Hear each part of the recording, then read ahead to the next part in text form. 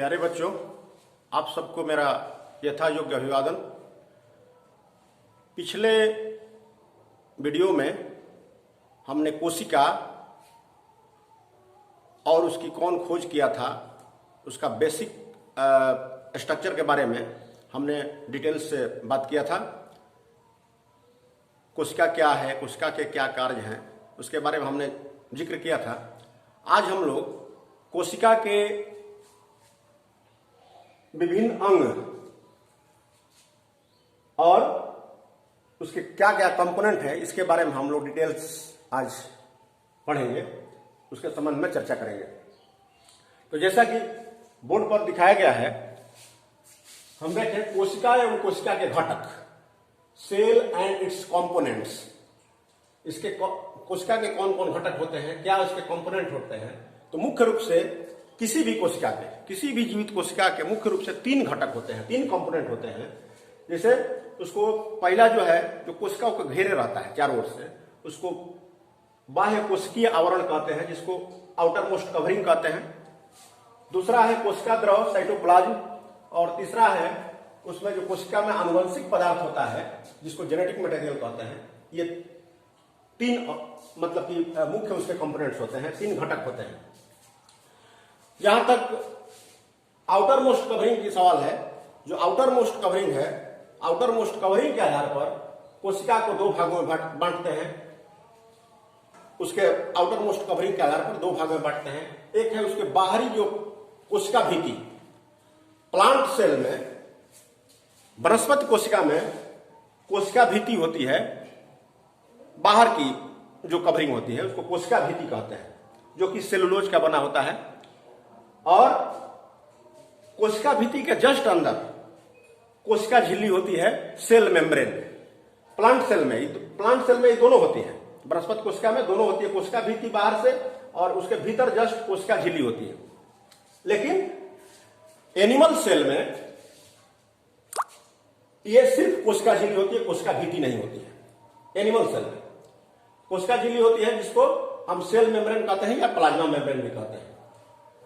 अब हम चलते हैं कोशिका द्रव पर, जो सेल मेम्ब्रेन से घिरा हुआ चीज होता है।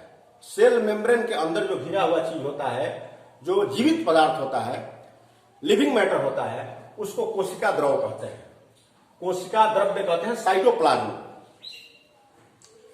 और जो तीसरा मुख्य घटक होता है उसको कहते हैं आनुवंशिक पदार्थ, जेनेटिक मटेरियल।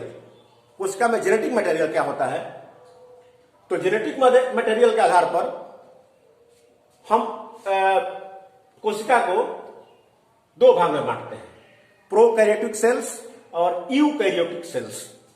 प्रोकैरियोटिक सेल्स उसको कहते हैं जिसमें जेनेटिक मटेरियल पूरा बिखरा हुआ रहता है, उसमें न्यूक्लियर मेम्ब्रेन नहीं होता है, उसको घेरने वाला, जेनेटिक मटेरियल को घेरने वाला न्यूक्लियर मेम्ब्रेन नहीं होता है। और जेनेटिक मटेरियल जो भी है, डीएनए वगैरह, वो पूरा सेल में बिखरा हुआ होता है।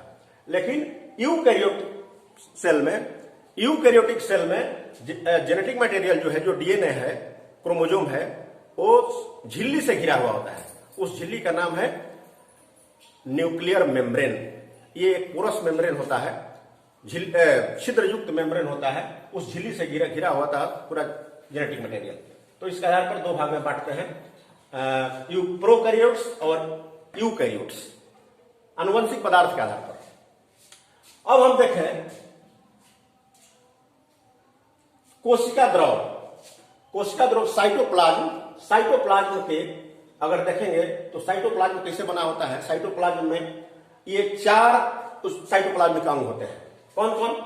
जो साइटोप्लाज्म जो होता है वो कोशिका झिल्ली के अंदर घिरा हुआ एक पदार्थ होता है, जीवित पदार्थ होता है। उसमें चार चीज होते हैं। क्या क्या होता है? साइटोसोल, जो उसका लिक्विड मैटर होता है, फ्लूइड मैटर, उसको साइटोसोल कहते हैं।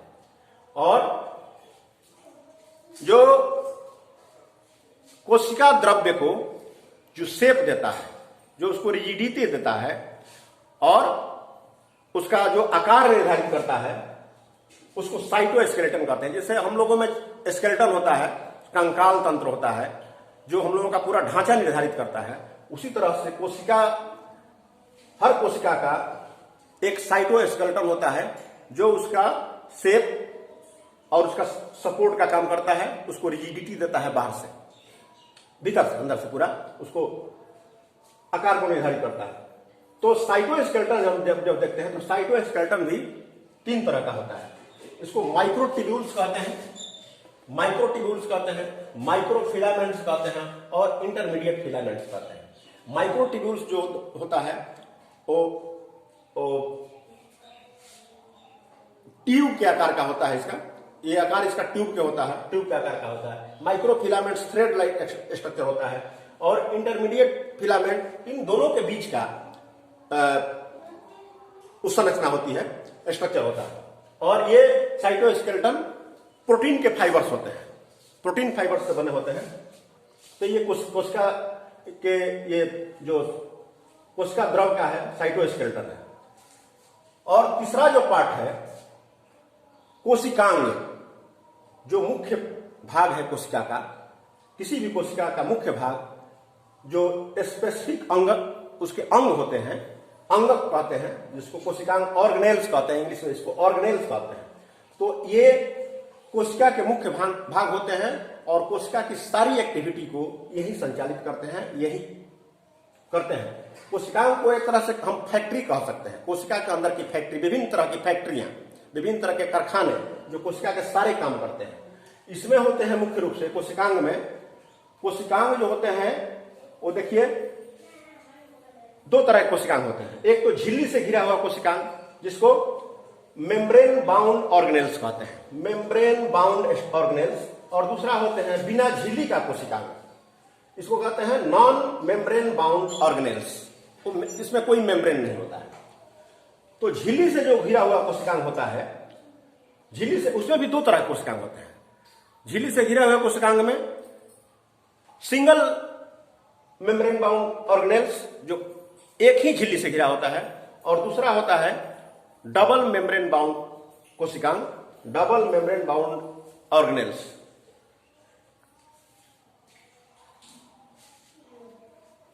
तीसरा जो है देखते हैं हम, तीसरा चौथा स्ट्रक्चर सेल इंक्लूजन्स होते हैं। सेल में बिखरे हुए बहुत से पदार्थ होते हैं जो लिविंग पदार्थ नहीं होते हैं, ये डेड पदार्थ होते हैं। बहुत सारे सेल के अंदर बिखरे हुए पदार्थ होते हैं। उसमें होते हैं खाद्य पदार्थ, फूड पार्टिकल्स होते हैं, स्टार्च होता है, फैट होता है, प्रोटीन्स का पार्टिकल होता है, ये खाद्य पदार्थ होते हैं। उसमें सेक्रेटरी पदार्थ होता है, एंजाइम्स होते हैं, हार्मोन्स होते हैं, पिगमेंट्स होते हैं जो किसी वर्णक कहते हैं, ये होते हैं सेक्रेटरी पदार्थ। एक्सक्रीटरी पदार्थ होते हैं जो एक्सक्रीटरी होते हैं, और जो उत्सर्जी पदार्थ कहते हैं जिसको, उसमें अकार्बनिक पदार्थ होते हैं, लैटेक्स होते हैं, टेनिन्स होते हैं, और प्लांट के आयल्स होते हैं, गोंद वगैरह जो होते हैं ना, लैटेक्स, टेनिन्स, पेड़ को काटने से जो प्राप्त होता है उसको, और लैटेक्स, टैनिन्स, ये सब पदार्थ होते हैं। यूरिया होती है, यूरिक एसिड होता है, ये सब एक्सक्रीटरी पदार्थ में आ जाते हैं। तो ये हम कोशिका का एक तरह से ये हम देखें कि ये अंग हो गए। कोशिकांग जो होते हैं, जो सेल ऑर्गेनेल्स होते हैं, वो 2 तरह के हमने जैसे बताया कि झिल्ली से घिरा और बिना झिल्ली का। तो झिल्ली से घिरे हुए को, एक झिल्ली से जो घिरा होता है सिंगल मेम्ब्रेन बाउंड ऑर्गेनेल्स, और 2 झिल्ली से जो घिरा होता है उसको डबल मेम्ब्रेन बाउंड ऑर्गेनेल्स कहते हैं।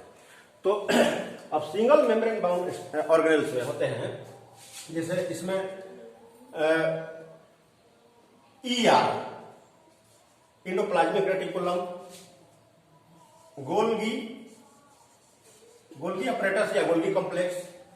तीसरा होता है लाइसोसोम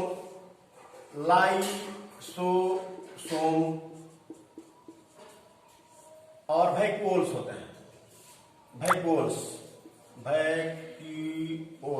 या इसको रिप्लिका भी कहते हैं। Double membrane bound 2 main structure होता है। इसमें होता है एक माइटोकॉन्ड्रिया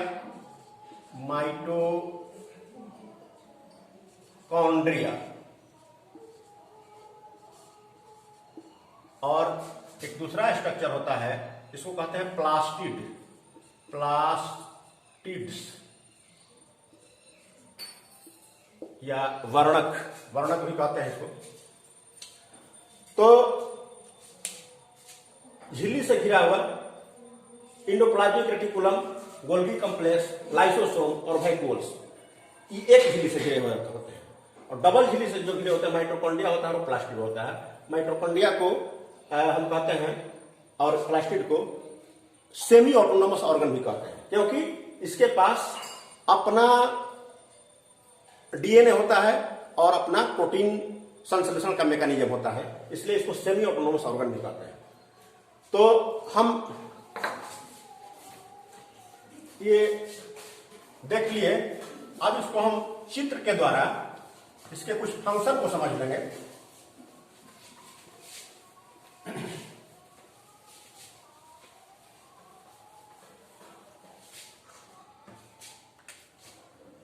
अगर हम एक कोशिका को बनाए, कोशिका को यहां बनाए,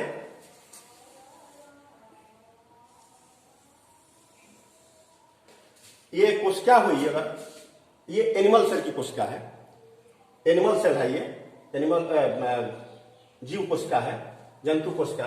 तो इसको हम देखें तो इसके बीच में एक केंद्रक होता है जिसको न्यूक्लियस कहते हैं, ये न्यूक्लियस कहते हैं। इसके अंदर एक न्यूक्लियोलस होता है और इसमें बिखरे हुए क्रोमैटिन ग्रेन्यूल्स होते हैं। और ये जो इसके चारों तरफ जो झिल्ली होती है, इसको न्यूक्लियर मेम्ब्रेन कहते हैं। ये डबल होता है, डबल झिल्ली होती है और पोरस होती है, मतलब छिद्रयुक्त, छिद्रयुक्त झिल्ली होती है। इसी के मतलब न्यूक्लियस से लगा हुआ, इसके बाहरी झिल्ली से लगा हुआ ये एक स्ट्रक्चर होता है,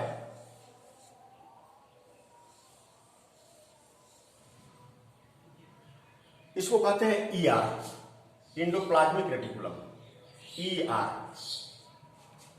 और इंडोप्लाज्मिक रेटिकुलम से ही लगा हुआ एक और स्ट्रक्चर होता है,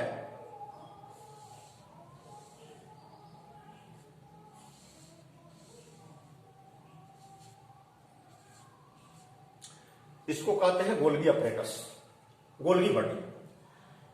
इंडोप्लाज्मिक रेटिकुलम होता है दो तरह का, इसमें बाहर इसके सरफेस पर, इंडोप्लाज्मिक रेटिकुलम के सरफेस पर ये एक स्ट्रक्चर होता है दानेदार, ग्रेन्युलर स्ट्रक्चर होता है, इसको कहते हैं राइबोसोम, जिसके कारण इंडोप्लाज्मिक रेटिकुलम दो भाग में बढ़ जाता है। एक होता है रफ, चूंकि दाना के कारण रफ जैसा लगता है तो इसको कहते हैं आरईआर, रफ इंडोप्लाज्मिक रेटिकुलम। और जो ये एकदम प्लेन है, चिकना है, इस पर दाना नहीं है, दानेदार नहीं है, इसको कहते हैं एसीआर, स्मूथ इंडोप्लाज्मिक रेटिकुलम।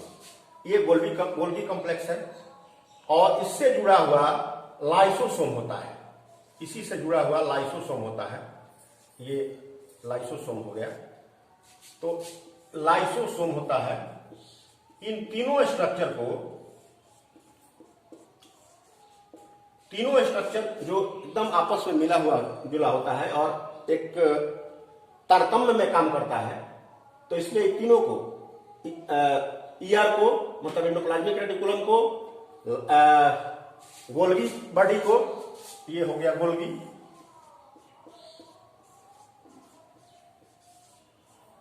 को कहते हैं गर्ल, गर्ल, गर्ल कहते हैं इसको, GERL, गर्ल, गर्ल सिस्टम। ये तीनों साथ में काम करता है, इसलिए इसको गर्ल सिस्टम कहते हैं। गर्ल मतलब, गर्ल से G से गोल्गी, ER से इंडोप्लाज्मिक रेटिकुलम और L से लाइसोसोम, तो तीनों सिस्टम में काम करता है, एक साथ मिल करके एक फैक्ट्री की तरह काम करता है, इसलिए इसको गर्ल कहते हैं। और तीनों का काम क्या है, देखिए, ये जो केंद्रिका या न्यूक्लियस हुआ, न्यूक्लियस के अंदर एक स्ट्रक्चर है न्यूक्लियोलस, न्यूक्लियोलस, न्यूक्लियोलस को कहते हैं न्यूक्लियोलस, ये हो गया न्यूक्लियस। सेल का, एनिमल सेल का सबसे बड़ा ऑर्गेनेल है न्यूक्लियस, सबसे बड़ा ऑर्गेनेल है। और ये कंट्रोल सेंटर भी है, कंट्रोल रूम कहिए इसका, या सेल का ब्रेन कहिए, न्यूक्लियस है। क्योंकि सारी एक्टिविटी को, सेल के अंदर की सारी एक्टिविटी को ये कंट्रोल करता है और उसको रेगुलेट करता है। इसलिए न्यूक्लियस को कोशिका का ब्रेन या कंट्रोल रूम भी कहते हैं, कंट्रोलर है। और इसके अंदर सेल मेम्ब्रेन का, न्यूक्लियस के अंदर में न्यूक्लियोप्लाज्म होता है और न्यूक्लियोलस होता है। न्यूक्लियोलस जो है, इसमें राइबोसोम का निर्माण होता है। राइबोसोम क्या है? ये प्रोटीन का निर्माण करता है। तो इसलिए न्यूक्लियोलस को राइबोसोम इसी में बनता है, न्यूक्लियोलस में। इसलिए इसको राइबोसोम की फैक्ट्री कहते हैं, राइबोसोम फैक्ट्री कहते हैं। और ये राइबोसोम जो न्यूक्लियोलस से निकल करके आता है स्पोर्स के द्वारा, इस छिद्र के द्वारा बाहर आता है और इस पर भी लगा रहता है, इस बाहरी झिल्ली पर भी, केंद्रक के बाहरी झिल्ली पर भी लगाता है, न्यूक्लियस के बाहरी झिल्ली पर भी राइबोसोम रहता है और इस पूरे सेल में भी बिखरा रहता है, बाहर निकल करके सेल में भी बिखरा होता है। और ईआर के सरफेस पर, बाहरी सतह पर आके ये लगा होता है।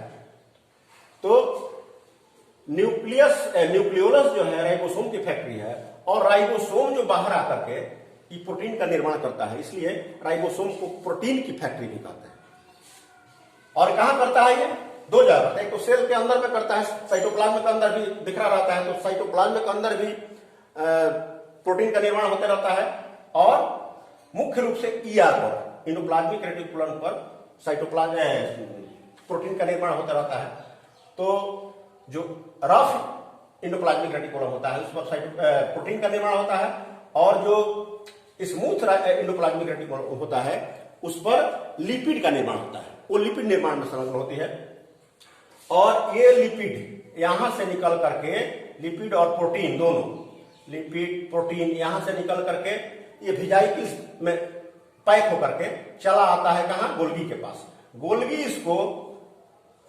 गोल्गी इसको प्रोसेसिंग करता है, उसका मॉडिफिकेशन करता है, उसका ट्रांसफॉर्मेशन करता है, रूपांतरण करता है। तो रूपांतरण कैसे करता है? मान लीजिए इसमें से प्रोटीन आया, रफ एंडोप्लाज्मिक रेटिकुलम से प्रोटीन आया, और स्मूथ एंडोप्लाज्मिक रेटिकुलम से जो लिपिड बना, वो लिपिड आया। तो आ करके वेजाइकल्स से इसमें आ जाता है, और ये जो होता है गोल्गी, उसका मॉडिफिकेशन करता है। क्या करता है? प्रोटीन के साथ कार्बोहाइड्रेट मिला देता है, तो इसको लाइपोप्रोटीन बन जाता है। और लिपिड के साथ कार्बोहाइड्रेट मिला जाता है तो लिपोप्रोटीन बन जाता है। तो और इसमें एंजाइम भी बनते हैं, क्योंकि सारे एंजाइम प्रोटीन हैं, तो प्रोटीन एंजाइम बन करके निकल करके एक वेजाइकल्स के रूप में इधर आ जाते हैं। और कोशिका के अंदर और कोशिका के बाहर भी, तो कोशिका का डाइजेशन में हर तरह के काम में एंजाइम अपना संलग्न रहता है। और ये एंजाइम क्या रहते हैं? लाइसोसोम में। लाइसोसोम को कहते हैं आत्महत्या की थैली, या सुसाइडल बैग भी कहते हैं। तो ये डाइजेशन का भी काम करता है लाइसोसोम, सारे डाइजेशन का काम करता है लाइसोसोम। और सेल के एक्टिविटी के अनुसार, जहां जिस तरह की एक्टिविटी होती है उसी के अनुसार लाइसोसोम का नंबर भी होता है, उसका साइज भी होता है। तो सेल के अंदर डाइजेशन का काम, और डाइजेशन किस तरह से लगा करता है? तो सेल के अंदर कभी कभी ऐसा होता है कि कोशिकाएं बहुत सारे मृत हो जाती हैं, फंक्शनल नहीं रह जाती हैं, तो उन कोशिकाओं को लाइसोसोम उनका डाइजेशन कर देता है। तो इस तरह से ये डाइजेशन करके उसको बाहर निकाल देता है। फैगोसाइटोसिस के द्वारा ये बाहर निकालता है, बाहर से भीतर भी कोशिका मटेरियल आते रहता है। इस तरह से ये काम करता रहता है।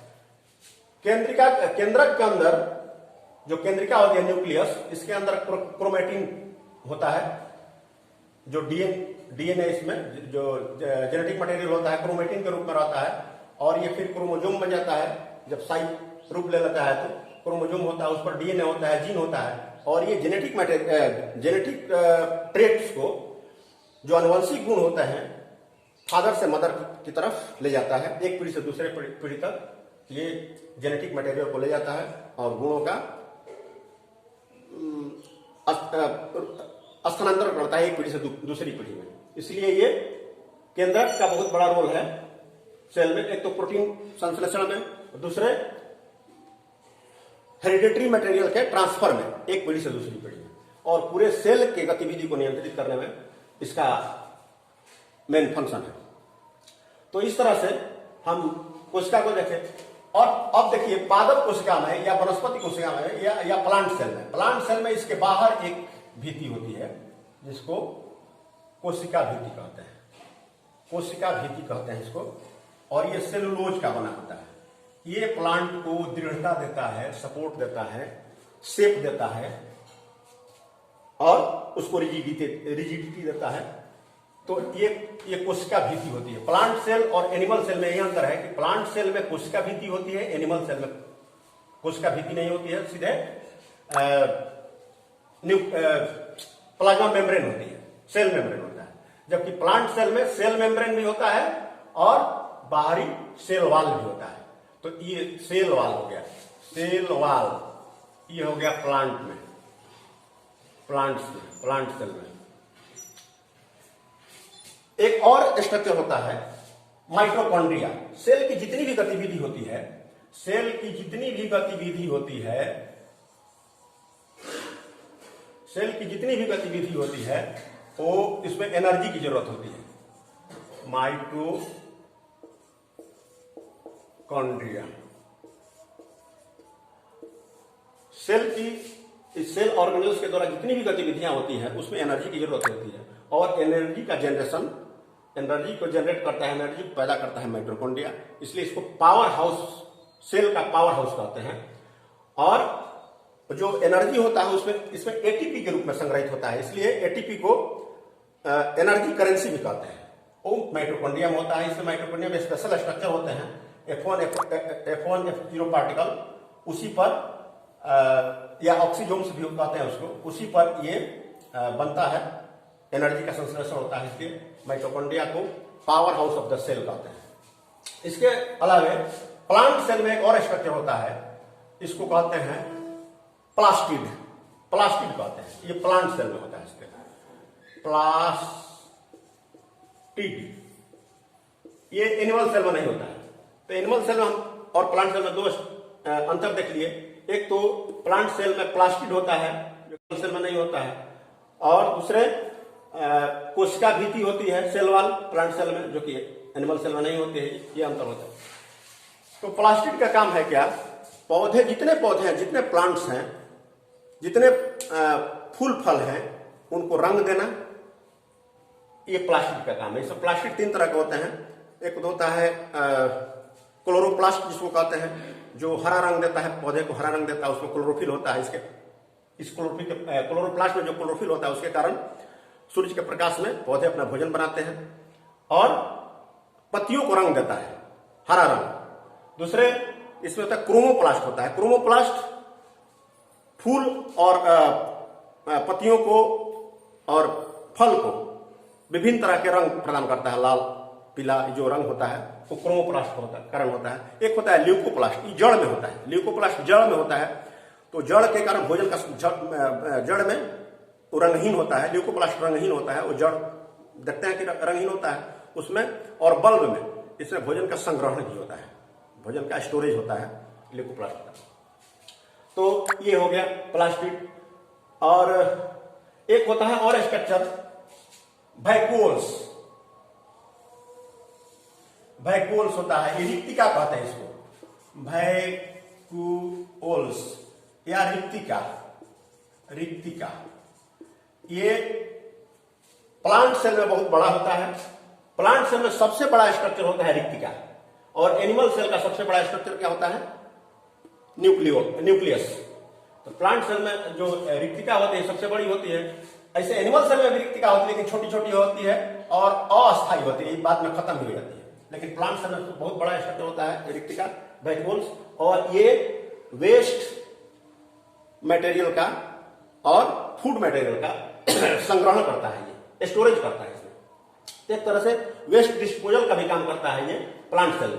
लेकिन वेस्ट डिस्पोजल एनिमल सेल में कौन करता है? एनिमल सेल में वेस्ट डिस्पोजल का काम करता है लाइसोसोम।